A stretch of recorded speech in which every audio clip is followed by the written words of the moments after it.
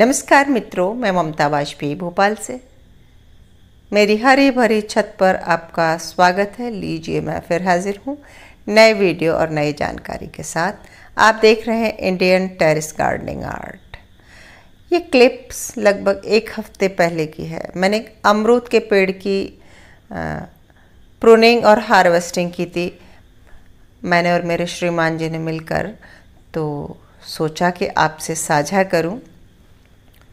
Record करके रखा था और साझा नहीं कर पाई, तो चलिए आज साझा करते हैं। और उससे पहले जिंजर को देख लीजिए। आज हमारे साथ जिंजर आई हैं और जब ये छत पर आती है तो गमलों में इधर उधर जाके मिट्टी खाती है चोरी चोरी। देखिए, इसकी चौकीदारी करनी पड़ती है, और नहीं तो फिर ये गीले पानी में जाके बैठेगी, जहाँ के मैं फिर से रोकती हूँ कि भाई सूखे में चलो। और ये अमरूद का पेड़ है, 2-3 साल से ये लगा हुआ है। हर साल दो चार फल देता है। फल की साइज बहुत अच्छी है, स्वाद भी बहुत मीठा है। तो एक बाल्टी में लगा दिया था जब मैं नर्सरी से लाई थी। बहुत दिन से सोच रही थी इसकी रिपोर्टिंग करूं, पर इसमें 1-2 फल होता था या फूल होता था तो नहीं कर पा रही थी। आज ये मौका मिला है कि कोई फल नहीं है, 1-2 फूल हैं, पर मैं उन्हें प्रून कर दे रही हूँ। सो श्रीमान जी प्रूनिंग करेंगे और पूरा आपको रिपोर्टिंग दिखाएंगे, और आप देख लीजिए क्यों प्रूनिंग ज़रूरी है। फलदार कोई भी पौधा होता है, इसमें जितनी हम प्रून करते हैं और जो नई ब्रांचेस आती हैं, एक्चुअली उन्हीं में अच्छा फ्रूट सेट होता है।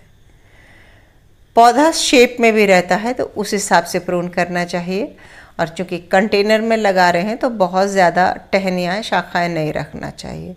इससे पहले मैंने शमी और नीम, मीठी नीम, करी पत्ता कि ऐसे ही प्रूनिंग भी की थी और रिपोर्टिंग भी की थी, दोनों आपसे शेयर किया था मैंने। तो ये तो फिर भी मुझे लगता उतना रूट बाउंड नहीं हुआ है, लेकिन ये हो गया था कि जब एक ही बाल्टी में 3-1 साल से था तो रूट्स तो नीचे जाम हुई थी। मिट्टी इतनी हार्ड हो गई थी कि जब इसमें पानी डालते थे तो नीचे तक जाता नहीं था, बस साइड से नीचे निकल जाता था, होल से बाहर निकल जाता था, मिट्टी गीली नहीं होती थी। इसके अलावा क्या होता है कि पूरी रूट्स जब नीचे पहुंच जाती हैं और प्लास्टिक की बकेट गर्म होती है तो ये जड़ें भी गर्म होती हैं, और इस करके फिर ये पौधा मुरझाने लगता है। तो एक्चुअली तो प्लास्टिक पॉट प्लांट्स के लिए बहुत अच्छे होते ही नहीं हैं, पर हम छत पर कर रहे हैं तो हमारे लिए एक बेटर ऑप्शन होता है। हम ग्रो बैग में भी लगा सकते हैं, ग्रो बैग बेटर है। पर अभी मेरे पास एक प्लास्टिक का बड़ा कंटेनर पड़ा है जो पुराना है, तो मैं वो फिर से ही प्लास्टिक की यूज़ करूँगी। थोड़ी मिट्टी ऊपर की भी निकाल दी है और थोड़ी नीचे की। खाद की बात करूँ तो आप जब छोटे कंटेनर में उगा रहे हैं तो आपको अच्छी खाद डालनी ही पड़ेगी। अगर आप वैसे ही लगा रहे हैं खेत में, तो जब आप गड्ढा कर रहे हैं तब भी उसमें अच्छी खाद डालेंगे, क्योंकि खेत में तो रिपोर्टिंग भी नहीं होती, तो अच्छी खाद डाली जाती है। और गड्ढे को पहले खोद के स्टरलाइज किया जाता है, तो इसमें हम जो मिट्टी भरेंगे वो स्टरलाइज रहे। और मेरी मिट्टी में मैं थोड़ी सी नीम की खली और मैं राख डालती हूँ, 1-2 चम्मच चूना डालती हूँ।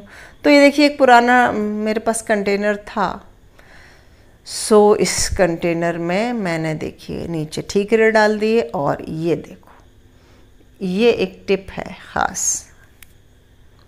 कि इस तरह से आप कोई भी फलदार पौधा लगाएंगे तो वो नीचे से उसको इस तरह सूखे पत्ते ज़रूर डालें। आपको बहुत सारे तरह की पत्तियां मिल जाएंगी तो और अच्छा होगा। फिर मिट्टी डालें, तो एक तो वज़न भी कम होता है। ये काफ़ी गहरा कंटेनर है, इसकी ऊंचाई होगी तो कम से कम 25 या 28 इंच तो ऊंचा होगा ही, ज़्यादा 30 भी हो सकता है, मैंने नापा नहीं है।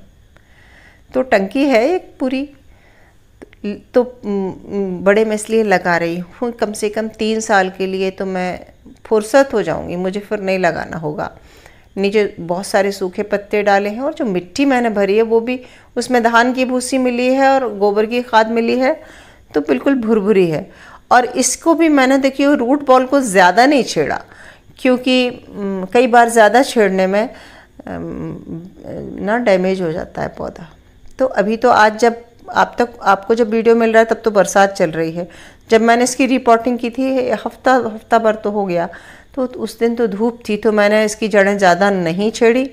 और इसको रीपॉट करके शेड में रखा, लगभग 4 से 5 दिन शेड में रखा, और जैसे ही बरसात शुरू हुई, बादल हुए और तापमान नीचे आया, तब फिर हमने इसको खुले में रखा है। तो आप कभी भी ऐसे रीपॉट कर रहे हैं, प्रूनिंग कर रहे हैं और मौसम थोड़ा सा गर्म है, हार्श धूप है, तो आप उसको शेड में रखें जड़ें सेट होने तक। तो बस पानी डाल दिया, और अब मुझे कुछ खास केयर नहीं करनी। आगे जो जो केयर करूँगी वो मैं आपसे पूरी की पूरी साझा करूँगी। ये बहुत छोटी सी प्रोसेस थी, छोटा सा वीडियो था, एक टिप बस सूखे पत्तों की थी। इसे फॉलो करें सारे फ्रूट्स प्लांट में, तो इस टिप को फॉलो करते ही आपके फ्रूट प्लांट पक्का हेल्दी रहेंगे।